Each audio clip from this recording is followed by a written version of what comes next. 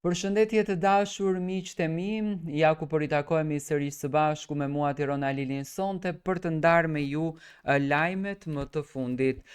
Olsi Byliku ndryshon profesionin, do me thënë nga aktor, nga humorist, nga moderator që ka ardhur me emisione shumë të bukura dhe tepër të suksesshme, siç duket Olsi Byliku po merr një rrugtim të ri në jetë.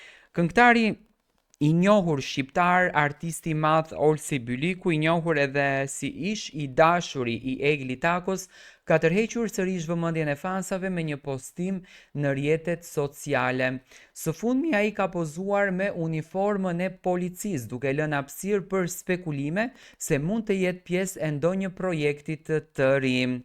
Olsi Byliku njihet për interpretimet e tij unike në muzikë dhe duket se nuk ka ndërmend të largohet nga skena muzikore së paku për një kohë të gjatë.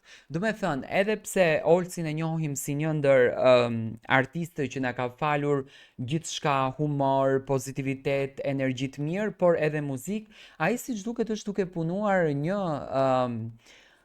një diçka të re. Unë uroj që të jetë një humor, sepse përpos që këngën e qam, po edhe humorin e qam, mendoj që kemi nevojë për humorin e Olsit dhe siç duket po na sjell diçka në veshin e policisë.